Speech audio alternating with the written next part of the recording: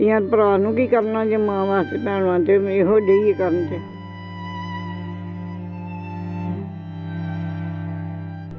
ਤੁਹਾਡਾ ਨਾ ਵਿਆਹ ਕਰਾਉਣ ਦਾ ਕਾਰਨ ਕੀ ਕਿ ਜਿਹੜਾ ਤੁਸੀਂ ਵਿਆਹ ਹੀ ਨਹੀਂ ਅਜੇ ਤੱਕ ਕਰਾਇਆ? ਖੁਦ ਕਮਾ ਕੇ ਉਹਨਾਂ ਨੂੰ ਵੀ ਖਵਾ ਸਕਾਂ ਤੇ ਖੁਦ ਵੀ ਖਾ ਸਕਾਂ, ਕਿਸੇ ਦੇ ਅੱਗੇ ਹੱਥ ਨਾ ਡਾਉਣ ਤੇ ਕਿਸੇ ਦੇ ਅੱਗੇ ਦਰ ਉਹ ਫਿਰਨ।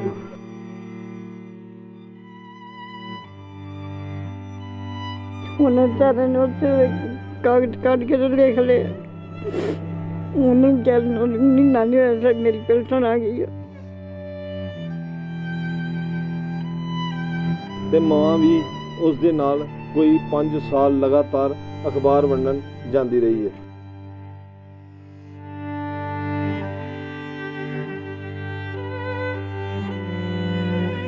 ਅਖਬਾਰਾਂ ਵੰਡਦਿਆਂ ਨਾਲ ਤੁਸੀਂ ਪੜ੍ਹਾਈ ਕੀਤੀ ਤੇ ਕਿਹੜੀ ਕਲਾਸ ਤੱਕ ਕੀਤੀ?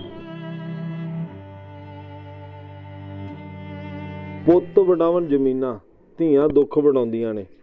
ਅਜਿਹੀਆਂ ਕਹਾਵਤਾਂ ਅਸੀਂ ਸੁਣਦੇ ਆਏ ਹਾਂ ਅਤੇ ਸੱਚ ਵੀ ਹੁੰਦੀਆਂ ਨੇ, ਅਤੇ ਕਈ ਜਗ੍ਹਾ ਇਹੋ ਜਿਹੀਆਂ ਨੇ ਪੰਜਾਬ ਦੇ ਵਿੱਚ ਜਿੱਥੇ ਸੱਚ ਵੀ ਹੁੰਦੀਆਂ ਨਜ਼ਰ ਆਉਂਦੀਆਂ ਨੇ।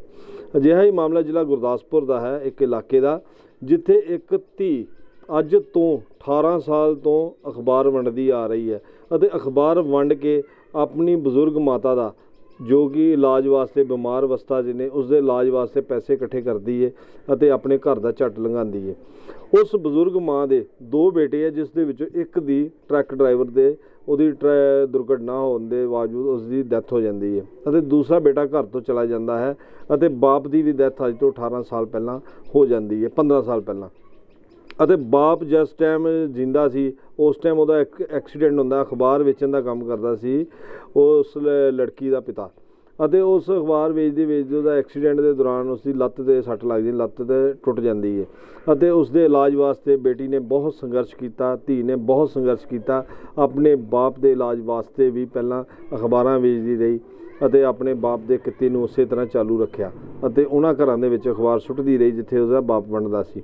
ਅਤੇ ਉਸ ਦੇ ਨਾਲ ਉਸ ਬਾਪ ਦੇ ਇਲਾਜ ਵਾਸਤੇ ਪੈਸੇ ਇਕੱਠੇ ਕੀਤੇ। ਫਿਰ ਬਾਪ ਦੀ ਡੈਥ ਹੋ ਜਾਂਦੀ ਹੈ ਅਤੇ ਫਿਰ ਮਾਂ ਉਹਦੀ ਨਾਲ ਖੁਦ ਜਾਂਦੀ ਰਹੀ 5 ਸਾਲ, ਅਤੇ ਉਸ ਮਾਂ ਦੇ ਨਾਲ ਜਾਣ ਦੇ ਬਾਅਦ ਮਾਂ ਵੀ ਬਿਮਾਰ ਹੋ ਗਈ ਅਤੇ ਮਾਂ ਵੀ ਮੰਜੇ 'ਤੇ ਪੈ ਗਈ। ਅੱਜ ਉਹ ਲੜਕੀ ਨੂੰ 18 ਸਾਲ ਹੋ ਗਏ ਨੇ ਅਖਬਾਰ ਵੰਡਦਿਆਂ, ਅਤੇ ਅਖਬਾਰ ਵੰਡਦਿਆਂ ਉਸ ਨੇ +2 ਵੀ ਕੀਤੀ ਅਤੇ ਉਸ ਤੋਂ ਬਾਅਦ ਇੱਕ ਸਿਲਾਈ ਦਾ ਕੋਰਸ ਕੀਤਾ ਅਤੇ ਕੱਪੜੇ ਸੀ ਕੇ ਅਖਬਾਰ ਵੰਡ ਕੇ ਸਵੇਰੇ ਅਤੇ ਸ਼ਾਮ ਨੂੰ ਆਣ ਕੇ ਲੋਕਾਂ ਦੇ ਗਲੀ ਮੁਹੱਲੇ ਦੇ ਵਿੱਚ ਕੱਪੜੇ ਸੀ ਕੇ ਆਪਣੇ ਘਰ ਦਾ ਗੁਜ਼ਾਰਾ ਕਰਦੀ ਹੈ। ਇੱਕ ਵਾਰੀ ਉਸ ਘਰ ਦੀਆਂ ਤਸਵੀਰਾਂ ਦਿਖਾਉਂਦੇ ਹਾਂ ਤੁਹਾਨੂੰ, ਕਿ ਘਰ ਦੀਆਂ ਤਸਵੀਰਾਂ ਦੇਖ ਕੇ ਅੰਦਾਜ਼ਾ ਲਗਾਓ ਕਿ ਇਹ ਘਰ ਹੈ ਕਿ ਜੰਗਲ, ਕਿਉਂਕਿ ਜਿੱਥੇ ਇਹ 2 ਮਾਂ ਤੇ ਧੀ ਇੱਕ ਰਹਿ ਰਹੇ ਨੇ, ਜਿੱਥੇ ਇੱਕ ਘਰ ਨਹੀਂ ਇੱਕ ਜੰਗਲ ਬਣਿਆ ਹੋਇਆ ਵਾ ਜਿੱਥੇ ਉਹ ਰਹਿ ਰਹੇ ਨੇ, ਅਤੇ ਬਹੁਤ ਹੀ ਹਾਲਾਤ ਘਰ ਦੇ ਇੰਨੇ ਕੁ ਮਾੜੇ ਨੇ ਕਿ ਤੁਹਾਨੂੰ ਇੱਕ ਵਾਰੀ ਅਸੀਂ ਉਹਨਾਂ ਦੇ ਘਰ ਦੇ ਅੰਦਰ ਦੀਆਂ ਤਸਵੀਰਾਂ ਵੀ ਦਿਖਾਉਂਦੇ ਹਾਂ ਕਿ ਕਿਸ ਤਰ੍ਹਾਂ ਉਹ ਪਰਿਵਾਰ ਮਾਂ ਧੀ ਉਸ ਘਰ ਦੇ ਵਿੱਚ ਰਹਿ ਰਹੇ ਨੇ। ਇੱਕ ਵਾਰੀ ਅੰਦਰ ਦੀਆਂ ਤਸਵੀਰਾਂ ਵੀ ਤੁਹਾਨੂੰ ਦਿਖਾ ਦਿੰਦੇ ਹਾਂ ਕਿ ਕਿਸ ਤਰ੍ਹਾਂ ਉਹ ਮਾਂ ਤੇ ਧੀ ਆਪਣੇ ਘਰ ਦਾ ਗੁਜ਼ਾਰਾ ਕਰ ਰਹੇ ਨੇ, ਅਤੇ ਮਾਂ ਖੁਦ ਬਿਮਾਰ ਅਵਸਥਾ 'ਚ ਆ ਅਤੇ ਮਾਂ ਵੀ ਉਸ ਦੇ ਨਾਲ ਕੋਈ 5 ਸਾਲ ਲਗਾਤਾਰ ਅਖਬਾਰ ਵੰਡਣ ਜਾਂਦੀ ਰਹੀ ਹੈ। ਹੁਣ ਉਸ ਧੀ ਦੇ ਨਾਲ ਵੀ, ਮਨਜੀਤ ਕੌਰ, ਉਸ ਦੇ ਨਾਲ ਵੀ ਗੱਲ ਕਰਦੇ ਹਾਂ ਅਤੇ ਉਹਨਾਂ ਕੋਲ ਸਾਰਾ ਡਿਟੇਲ ਲੈਂਦੇ ਹਾਂ ਕਿ ਕਿਸ ਤਰ੍ਹਾਂ ਉਹ ਇਸ ਕਿੱਤੇ ਦੇ ਵਿੱਚ ਆਏ ਅਤੇ ਕਿਸ ਤਰ੍ਹਾਂ ਉਹਨਾਂ ਦੇ ਨਾਲ ਇਹ ਅੱਜ ਤੱਕ ਜਿਹੜਾ ਉਹਨਾਂ ਨੇ ਵਿਆਹ ਵੀ ਨਹੀਂ ਕਰਵਾਇਆ ਆਪਣੀ ਮਾਂ ਦੀ ਸੇਵਾ ਵਾਸਤੇ, ਕਿ ਜੇ ਮੇਰਾ ਵਿਆਹ ਹੋ ਜਾਂਦਾ ਮੈਂ ਸਹੁਰੇ ਘਰ ਚਲਾ ਜਾਂਦੀ ਹਾਂ ਅਤੇ ਮੇਰਾ ਉੱਥੋਂ ਨਿਕਲਣਾ ਆਉਣਾ ਮੁਸ਼ਕਿਲ ਹੋ ਜਾਏਗਾ ਅਤੇ ਮਾਂ ਵਿਚਾਰੀ ਦਰ ਦੀਆਂ ਠੋਕਰਾਂ ਖਾਏਗੀ। ਹਾਂਜੀ, ਕੀ ਨਾਮ? ਮੇਰਾ ਨਾਮ ਮਨਜੀਤ ਕੌਰ ਜੀ। ਕਿੰਨੀ ਦੇਰ ਤੋਂ ਇਹ ਸਾਰਾ ਤੁਸੀਂ ਜਿਹੜਾ ਅਖਬਾਰ ਦਾ ਕਿੱਤਾ ਕਰ ਰਹੇ ਹੋ, ਕਿੰਨੀ ਦੇਰ ਹੋ ਗਈ? 18 ਸਾਲ ਹੋ ਗਏ ਤੇ ਮੈਨੂੰ 18 ਸਾਲ ਹੋ ਗਏ ਨੇ ਅਖਬਾਰ ਦਾ ਕੰਮ ਮੈਨੂੰ ਕਰਦਿਆਂ ਨੂੰ, ਸਟਾਰਟ ਕੀਤੇ ਨੂੰ। ਜਦੋਂ ਮੇਰੇ ਫਾਦਰ ਸਾਹਿਬ ਜਿੰਦਾ ਸੀ ਉਦੋਂ ਵੀ, ਉਹਨਾਂ ਦਾ ਐਕਸੀਡੈਂਟ ਹੋਣ 'ਤੇ ਵੀ, ਉਸ ਤੋਂ ਇਲਾਵਾ ਉਸ ਤੋਂ ਲਗਾਤਾਰ ਹੀ ਉਸ ਤੋਂ ਬਾਅਦ ਹੁਣ ਮੈਂ ਰੂਟੀਨ ਵਿੱਚ ਹੀ, ਉਦੋਂ ਦਾ 18 ਸਾਲ ਹੋ ਗਏ ਨੇ, ਕੋਈ ਛੁੱਟੀ ਨਹੀਂ, ਕੋਈ ਕੁਛ ਨਹੀਂ, ਲਗਾਤਾਰ ਕਰ ਰਹੀ ਹਾਂ। ਬਾਪ ਦੀ ਡੈਥ ਕਿਸ ਤਰ੍ਹਾਂ ਹੋਈ ਤੁਹਾਡੇ ਫਾਦਰ ਸਾਹਿਬ? ਮੇਰੇ ਫਾਦਰ ਸਾਹਿਬ ਦੀ ਡੈਥ ਜਿਹੜੀ ਆ, ਉਹਨਾਂ ਦਾ ਪਹਿਲੋਂ ਅਖਬਾਰ ਵੰਡਦੇ, ਉਹ ਵੀ ਇੱਕ ਹਾਕਰ ਦਾ ਕੰਮ ਕਰਦੇ ਸੀ, ਅਤੇ ਹਾਕਰ ਦਾ ਕੰਮ ਕਰਨ ਦੌਰਾਨ ਹੀ ਉਹਨਾਂ ਦਾ ਸਵੇਰੇ ਕੋਈ 5:30-6 ਵਜੇ ਦੇ ਕਰੀਬ ਉਹਨਾਂ ਨੂੰ ਕੋਈ ਮੋਟਰਸਾਈਕਲ ਮਾਰ ਕੇ ਉਹਨਾਂ ਦੀ ਲੱਤ ਤੋੜ ਗਿਆ ਸੀ, ਅਤੇ ਲੱਤ ਟੁੱਟਣ ਦੇ ਕਾਰਨ ਉਹ ਫਿਰ ਬਿਮਾਰ ਰਹਿਣਾ ਸ਼ੁਰੂ ਹੋ ਗਏ। ਲੱਤ ਤੇ ਉਹਨਾਂ ਦੀ ਫਿਰ ਠੀਕ ਹੋ ਗਈ, ਫਿਰ ਉਹਨਾਂ ਦੀ ਲੱਤ ਖਰਾਬ ਹੋ ਗਈ, ਫਿਰ ਦੁਬਾਰਾ ਉਹ 'ਚ ਮਤਲਬ ਉਹਨਾਂ ਨੂੰ ਸ਼ੂਗਰ ਸੀ, ਸ਼ੂਗਰ ਦੇ ਕਾਰਨ ਉਹਨਾਂ ਦੇ ਰੇਸ਼ਾ ਪੈ ਗਿਆ, ਕਾਫੀ ਮਤਲਬ ਉਹਨਾਂ ਦੀ ਹਾਲਤ ਜਿਹੜੀ ਹੈ ਕਾਫੀ 7 ਸਾਲ ਤੱਕ ਮਤਲਬ ਇੱਦਾਂ ਹੀ ਰਹੀ। ਫਿਰ ਉਹਨਾਂ ਨੂੰ ਮਤਲਬ ਲਾਸਟ ਜਦੋਂ ਉਹਨਾਂ ਦੀ ਡੈਥ ਹੋਈ ਫਿਰ ਉਹਨਾਂ ਨੂੰ ਅਟੈਕ ਹੋ ਗਿਆ। ਕਿੰਨੀ ਸਾਲ ਦੀ ਉਸ ਟਾਈਮ ਤੁਹਾਡੀ ਉਮਰ ਸੀ ਜਦੋਂ ਤੁਸੀਂ ਅਖਬਾਰਾਂ ਵੰਡਦੇ ਸੀ ਤੇ ਕਿਹੜੀ ਕਲਾਸ 'ਚ ਪੜ੍ਹਦੇ ਸੀ? ਮੈਂ 8th ਕਲਾਸ 'ਚ ਸੀ ਲਗਭਗ ਉਸ ਟਾਈਮ, ਤੇ ਮੇਰੀ ਏਜ ਛੋਟੀ ਸੀ। ਮੈਨੂੰ ਵੀ ਨਹੀਂ ਸੀ ਅਜੇ ਪੜ੍ਹਾਈ ਵਾਲੇ ਪਾਸੇ ਹੀ ਧਿਆਨ ਸੀ, ਕੋਈ ਕਾਰੋਬਾਰ ਵਾਲੇ ਪਾਸੇ ਨਹੀਂ ਧਿਆਨ। ਇਸ ਲਈ ਜਦੋਂ ਫਿਰ ਕੋਈ ਵੀ ਕਮਾਉਣ ਵਾਲਾ ਘਰ ਵਿੱਚ ਨਹੀਂ ਰਿਹਾ, ਤੇ ਇਸ ਲਈ ਫਿਰ ਉਹ ਫਾਦਰ ਸਾਹਿਬ ਦਾ ਹੀ, ਕਿਉਂਕਿ ਉਸ ਵਕਤ ਕੋਈ ਸਮਝ ਵੀ ਨਹੀਂ ਸੀ ਆਉਂਦੀ ਵੀ ਕੀ ਕੰਮ ਕਰਾਂਗੀ। ਇਸ ਲਈ ਇਹੋ ਹੀ ਵੀ ਆਪਣੇ ਫਾਦਰ ਸਾਹਿਬ ਨੂੰ ਕਾਫੀ ਕਿਹਾ ਵੀ ਮੈਂ ਵੀ ਤੁਹਾਡਾ ਕੰਮ ਕਰ ਲੈਂਦੀ। ਮੈਂ ਉਹਨਾਂ ਕਾਫੀ ਵਾਰੀ ਕਿਹਾ ਵੀ ਪੁੱਤ ਧੀਆਂ ਨਹੀਂ ਕੰਮ ਕਰਦੀਆਂ। ਫਿਰ ਮਤਲਬ ਉਹਨਾਂ ਨੂੰ ਕਾਫੀ ਚਲੋ ਮੇਰੇ ਹਾਕਰ ਕੁਛ ਉਹ ਆਏ ਘਰ, ਜਿਨ੍ਹਾਂ ਦੇ ਘਰ ਮੈਂ ਅਖਬਾਰਾਂ ਦਿੰਦੀ ਹਾਂ, ਉਹ ਵੀ ਮਤਲਬ ਡੈਡੀ ਦਾ ਹਾਲ ਚਾਲ ਪੁੱਛਣ ਆਏ। ਫਿਰ ਉਹਨਾਂ ਕਿਹਾ ਕੋਈ ਨਹੀਂ, ਬੇਟੀਆਂ ਵੀ ਬਾਹਰ ਦੇ ਮੁਲਕ ਵੀ ਇਹੀ ਕੰਮ ਕਰਦੀਆਂ ਨੇ, ਹੋਰ ਵੀ ਜਗ੍ਹਾ 'ਤੇ, ਕੋਈ ਗੱਲ ਨਹੀਂ, ਤੁਸੀਂ ਜੇ ਧੀ ਤੁਹਾਡੀ ਕਹਿੰਦੀ ਹੈ ਤੁਸੀਂ ਕੋਈ ਗੱਲ ਨਹੀਂ ਉਹਨੂੰ ਦਿਓ, ਇਹ ਤੁਹਾਡੀ ਵੀ ਧੀ ਆ ਅਤੇ ਸਾਡੀ ਵੀ ਧੀ ਆ, ਤੁਸੀਂ ਇਹ ਕਰੇ ਕੰਮ, ਅਸੀਂ ਇਹਨੂੰ ਆਪਣੀ ਧੀ ਵਾਂਗੂ ਹੀ ਸਾਰੇ ਮਤਲਬ ਟਰੀਟ ਕਰਾਂਗੇ। ਅਖਬਾਰਾਂ ਵੰਡਦਿਆਂ ਨਾਲ ਤੁਸੀਂ ਪੜ੍ਹਾਈ ਕੀਤੀ ਤੇ ਕਿਹੜੀ ਕਲਾਸ ਤੱਕ ਕੀਤੀ? ਮੈਂ +2 ਤੱਕ ਕੀਤੀ ਆ। ਉਸ ਟਾਈਮ ਅਖਬਾਰ ਨਾਲ ਵੰਡਦੇ ਰਹੇ? ਹਾਂਜੀ। ਜਿਸ ਤਰ੍ਹਾਂ ਹੁਣ ਤੁਸੀਂ ਉਸ ਟਾਈਮ ਅਖਬਾਰ ਵੰਡਦੇ, ਸਕੂਲ ਜਾਣਾ ਬਾਅਦ ਵਿੱਚ, ਉਸ ਟਾਈਮ ਤੇ ਬੜੀ ਲਾਈਫ ਦਾ ਬੜੀ ਮੁਸ਼ਕਲ ਸੀ ਉਸ ਟਾਈਮ, ਕਿਉਂਕਿ ਸਵੇਰੇ ਅਖਬਾਰ ਵੰਡਣੀ ਔਰ ਬਾਅਦ 'ਚੋਂ ਸਕੂਲ ਜਾਣਾ। ਉਹ ਕਿਸ ਤਰ੍ਹਾਂ ਸਾਰਾ ਆਪਣਾ ਟਾਈਮ ਸਾਰਾ ਬਣਾਇਆ ਦਾ ਸੀ ਤੁਸੀਂ? ਉਸ ਟਾਈਮ ਮੈਨੂੰ ਅੰਦਰੋਂ ਇਹ ਸੀ ਵੀ ਮੈਂ ਆਪਣੇ ਫਾਦਰ ਸਾਹਿਬ ਨੂੰ ਠੀਕ ਕਰਨਾ ਵਾ।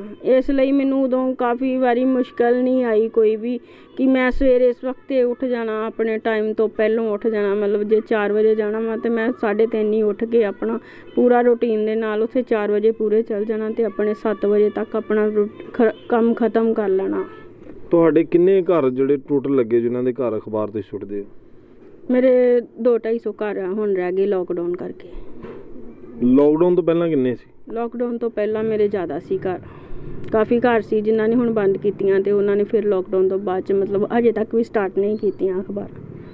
ਕਿੰਨੇ ਕੁ ਪੈਸੇ ਇਸ ਕਿੱਤੇ 'ਚ ਬਣ ਜਾਂਦੇ ਤੁਹਾਡੇ, ਸਿਲਾਈ ਦਾ ਪਾ ਕੇ ਪਲੱਸ ਇਹਦਾ ਵੀ ਅਖਬਾਰਾਂ ਦਾ ਵੀ ਭਰ ਕੇ ਕਿੰਨੇ ਪੈਸੇ ਬਣ ਜਾਂਦੇ ਟੋਟਲ? ਮੇਰਾ ਟੋਟਲ ਸਮਝੋ ਵੀ ਗੁਜ਼ਾਰਾ ਹੀ ਹੁੰਦਾ ਵਾ, ਕਦੀ ਇੱਦਾਂ ਦੇ ਹਿਸਾਬ ਲਾਇਆ ਹੀ ਨਹੀਂ, ਕਿਉਂਕਿ ਗਰੀਬ ਘਰ ਆ, ਕਦੀ ਪੈਸੇ ਇਕੱਠੇ ਕੀਤੇ ਹੀ ਨਹੀਂ, ਸੰਭਾਲੇ ਹੀ ਨਹੀਂ। ਬਸ ਉਹੀ ਆ ਵੀ ਮੇਰੀ ਮਦਰ ਦੀ ਦਵਾਈ ਆ ਜਾਂਦੀ ਹੈ ਅਤੇ ਘਰ ਦਾ ਖਰਚਾ ਚੱਲ ਜਾਂਦਾ ਵਾ, ਅਤੇ ਹੋਰ ਘਰ ਦੇ ਖਰਚੇ ਨੇ, ਜਿੱਦਾਂ ਗੈਸ ਸਿਲੰਡਰ ਆ, ਬਿਜਲੀ ਦਾ ਬਿੱਲ ਆ, ਮਤਲਬ ਉਹ ਸਾਰਾ ਸਾਡਾ ਹੋ ਜਾਂਦਾ ਵਾ। ਮਾਤਾ ਜੀ ਦਾ ਕਿੰਨੇ ਕੁ ਪੈਸੇ ਦੀ ਦਵਾਈ ਆ ਜਾਂਦੀ ਹੈ ਮਹੀਨੇ ਦੀ? ਇਹਨਾਂ ਦੀ ਕੋਈ 4-5 ਹਜ਼ਾਰ ਦੀ ਆ ਜਾਂਦੀ ਹੈ ਦਵਾਈ। ਤੇ ਬਿਜਲੀ ਦਾ ਬਿੱਲ ਤੁਸੀਂ ਕਹਿ ਰਹੇ ਹੋ, ਤੁਹਾਡੀ ਬਿਜਲੀ ਮਾਫ ਨਹੀਂ ਹੈਗੀ ਘਰ ਦੀ? ਨਹੀਂ ਸਰ, ਸਾਡੀ ਬਿਜਲੀ ਮਾਫ ਨਹੀਂ ਹੈਗੀ। ਜਿੱਦਾਂ ਲੋਕੀ ਕਹਿੰਦੇ ਨੇ ਵੀ ਸਾਡੇ ਬਿੱਲ ਮਾਫ ਨੇ, ਸਾਡੇ ਮਤਲਬ ਯੂਨਿਟ ਮਾਫ ਨੇ, ਪਰ ਸਾਡਾ ਇਹੋ ਜਿਹਾ ਕੋਈ ਮਾਫ ਨਹੀਂ ਹੋਇਆ ਦਾ ਬਿੱਲ। ਕੋਈ ਪ੍ਰਸ਼ਾਸਨ ਅਧਿਕਾਰੀ ਜਾਂ ਸਰਕਾਰ ਨੇ ਤੁਹਾਡੇ ਤੱਕ ਪਹੁੰਚ ਕੀਤੀ ਹੋਏ ਕਿ ਤੁਹਾਡੇ ਇਸ ਹਾਲਾਤਾਂ ਨੂੰ ਦੇਖਦੇ ਆ? ਨਹੀਂ ਸਰ, ਮੇਰੀ ਕਿਸੇ ਨੇ ਮਦਦ ਨਹੀਂ ਕੀਤੀ ਦੀ। ਮਾਤਾ ਜੀ ਦੀ ਪੈਨਸ਼ਨ ਲੱਗੀ ਹੈ? ਮਾਤਾ ਜੀ ਦੀ ਪੈਨਸ਼ਨ ਪਹਿਲਾਂ ਤਾਂ ਕਾਫੀ ਟਾਈਮ ਇਹਨਾਂ ਦੀ ਨਹੀਂ ਲੱਗੀ ਦੀ, ਕਾਫੀ ਮਤਲਬ ਦਫ਼ਤਰਾਂ ਦੇ ਧੱਕੇ ਖਾ ਕੇ, ਅਤੇ ਹੁਣ ਫਿਰ ਕਿਸੇ ਨੇ ਸਾਨੂੰ ਦੱਸਿਆ ਵੀ ਤੁਸੀਂ ਕੋਈ ਔਰਤ ਆ, ਅਤੇ ਉਹਨੇ ਦੱਸਿਆ ਆਂਦੀ ਵੀ ਤੁਸੀਂ ਸੇਖੜੀ ਸਾਹਿਬ ਦੇ ਜਾਓ ਅਤੇ ਉਹ ਪੈਨਸ਼ਨਾਂ ਲਾ ਦਿੰਦੇ ਨੇ। ਫਿਰ ਮੈਂ ਉਹਨਾਂ ਦੇ ਮਾਤਾ ਜੀ ਨੂੰ ਉੱਥੇ ਲੈ ਕੇ ਗਈ, ਉਹਨਾਂ ਨੇ ਫਿਰ ਸਾਡੇ ਹਾਲਾਤ ਸਾਰਾ ਕੁਛ ਪੁੱਛਿਆ, ਅਤੇ ਫਿਰ ਉਹ ਕਹਿੰਦੇ ਵੀ ਕੋਈ ਗੱਲ ਨਹੀਂ ਪੁੱਤਰ, ਤੇਰੀ ਮਾਤਾ ਦੀ ਪੈਨਸ਼ਨ ਲੱਗ ਜਾਏਗੀ। ਅਤੇ ਫਿਰ ਉਹ ਲੱਗ ਵੀ ਗਈ, ਕਹਿੰਦੇ ਕਾਗਜ਼ ਤੁਹਾਡੇ ਘਰ ਆ ਜਾਣਗੇ, ਅਤੇ ਲੱਗ ਵੀ ਗਈ ਅਤੇ ਆ ਵੀ ਗਈ। ਕਿੰਨੀ ਪੈਨਸ਼ਨ ਮਿਲਦੀ ਮਾਤਾ ਜੀ ਨੂੰ? ਇਹਨਾਂ ਨੂੰ 750 ਰੁਪਈਆ। ਬੁਢਾਪਾ ਪੈਨਸ਼ਨ ਆ ਜਾਂ ਵਿਧਵਾ ਪੈਨਸ਼ਨ ਲੱਗੀ ਹੈ? ਹੁਣ ਇਹ ਤਾਂ ਪਤਾ ਨਹੀਂ ਜੇ ਬੁਢਾਪਾ ਪੈਨਸ਼ਨ ਹੀ ਮਿਲਣ ਡਈ ਹੈ, ਕਿਉਂਕਿ ਇਹਨਾਂ ਦੀ ਵਿਧਵਾ ਪੈਨਸ਼ਨ ਤਾਂ ਇਹਨਾਂ ਨੂੰ ਲੱਗੀ ਨਹੀਂ ਨਾ, ਮਿਲੀ ਨਹੀਂ ਆ। ਤੁਹਾਡਾ ਰਾਸ਼ਨ ਕਾਰਡ ਬਣਿਆ ਵਾ? ਹਾਂਜੀ, ਸਾਡਾ ਰਾਸ਼ਨ ਕਾਰਡ ਬਣਿਆ ਦਾ ਵਾ।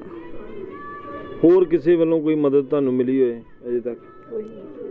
ਹੋਰ ਤਾਂ ਕਿਸੇ ਨੇ ਨਹੀਂ। ਇੱਕ ਕਾਫੀ ਦੇਰ ਪਹਿਲਾਂ ਜਦੋਂ ਮੇਰੇ ਫਾਦਰ ਸਾਹਿਬ ਬਿਮਾਰ ਸੀ, ਉਦੋਂ ਮੇਰੀ ਅਖਬਾਰ ਦੇ ਵਿੱਚ ਮਤਲਬ ਨਿਊਜ਼ ਲੱਗੀ ਸੀ, ਅਤੇ ਉਹ ਸ਼ਾਇਦ ਕਿਤੇ ਬਾਹਰ ਵੀ ਕਿਤੇ ਉਹੀ ਨਿਊਜ਼ ਲੱਗੀ ਸੀ, ਅਤੇ ਉਹਨੂੰ ਪੜ੍ਹ ਕੇ ਕੋਈ ਅੰਕਲ ਜੀ ਆ ਆਪਣੇ ਗਿਆਨੀ ਗੁਰਦੀਪ ਸਿੰਘ ਜੀ, ਉਹ ਕੈਨੇਡਾ ਹੀ ਰਹਿੰਦੇ ਨੇ, ਅਮਰੀਕਾ ਕੈਨੇਡਾ ਰਹਿੰਦੇ ਨੇ, ਕਥਾਵਾਚਕ ਨੇ, ਉਹਨਾਂ ਨੇ ਮੇਰੀ ਹੈਲਪ ਕੀਤੀ ਸੀ। ਉਹਨਾਂ ਦੀ ਹੈਲਪ ਨਾਲ ਮੈਨੂੰ ਉਹ ਮਸ਼ੀਨਾਂ ਲੈ ਕੇ ਦੇ ਕੇ ਗਏ ਸੀ, ਅਤੇ ਮੈਂ ਉਹਨਾਂ ਮਸ਼ੀਨਾਂ 'ਤੇ ਸਿਲਾਈ ਦਾ ਕੰਮ ਕਰਨ ਡਈ ਹਾਂ। ਹੁਣ ਜਿਸ ਤਰ੍ਹਾਂ ਤੁਸੀਂ ਸਵੇਰੇ ਅਖਬਾਰਾਂ ਵੰਡਣ ਜਾਂਦੇ ਹੋ ਜਾਂ ਕੋਈ 4 ਵਜੇ ਜਾਂਦੇ ਹੋ ਸਵੇਰੇ ਉੱਠ ਕੇ, ਕੋਈ ਮੁਸ਼ਕਲ ਤਾਂ ਨਹੀਂ ਆਉਂਦੀ ਉਸ ਟਾਈਮ, ਉਸ ਘੜੀ ਦੇ ਵਿੱਚ?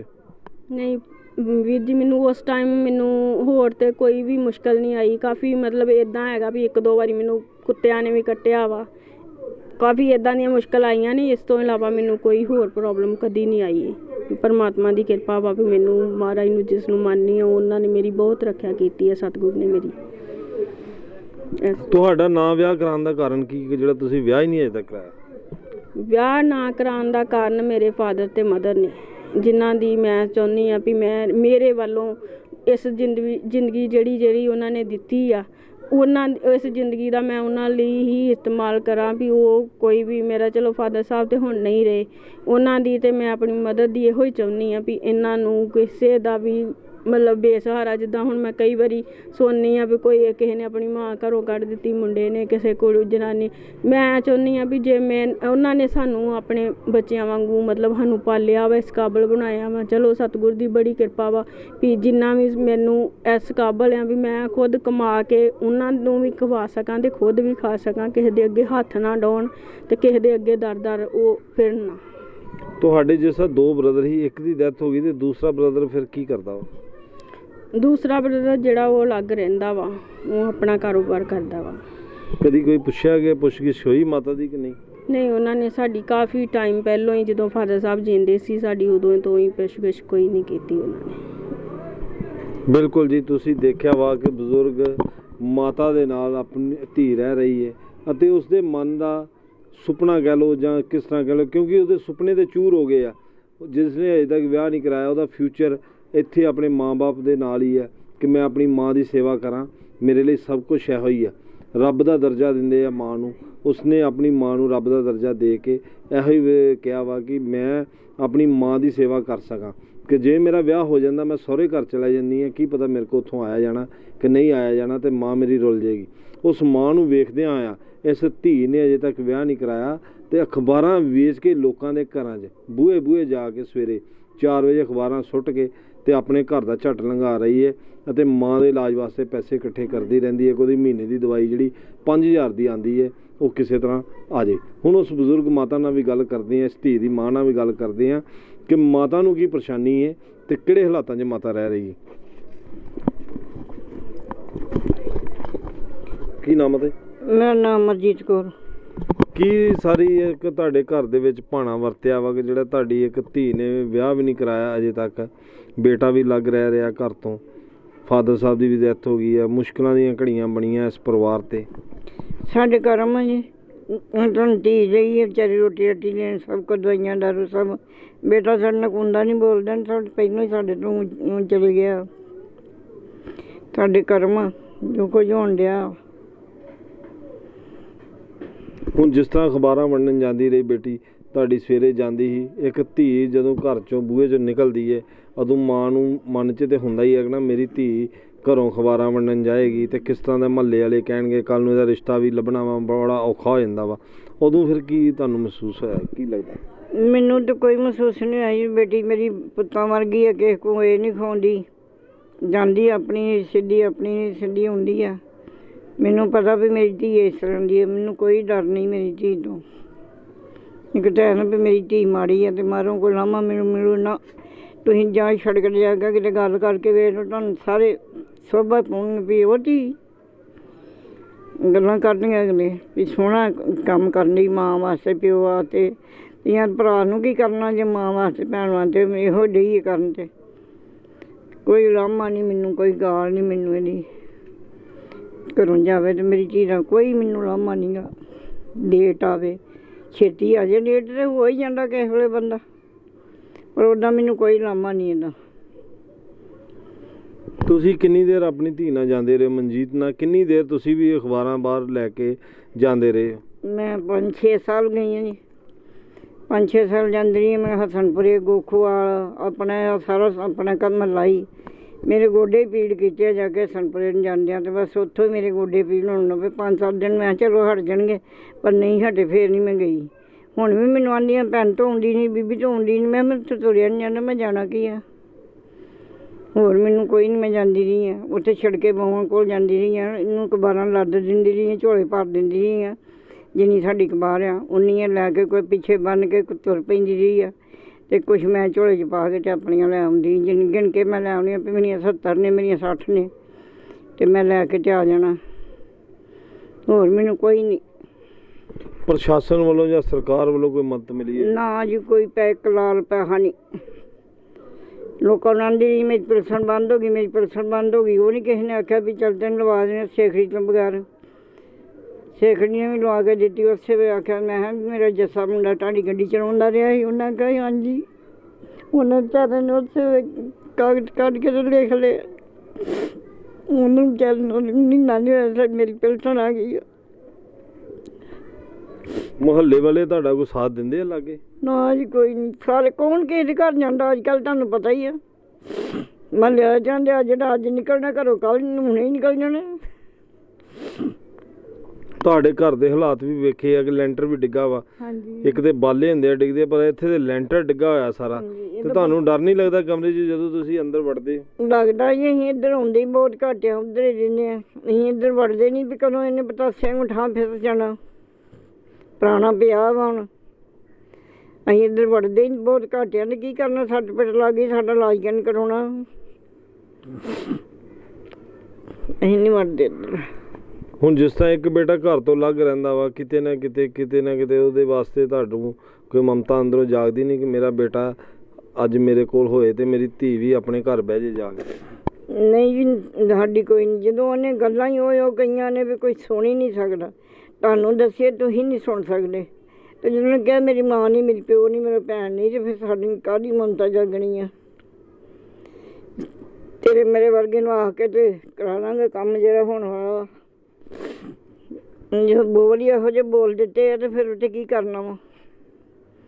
ਇੱਕ ਦੋਵੇਂ ਜੀ ਆਪ, ਇੱਕ ਬੱਚਾ ਵਾ 20 ਸਾਲਾਂ ਦਾ।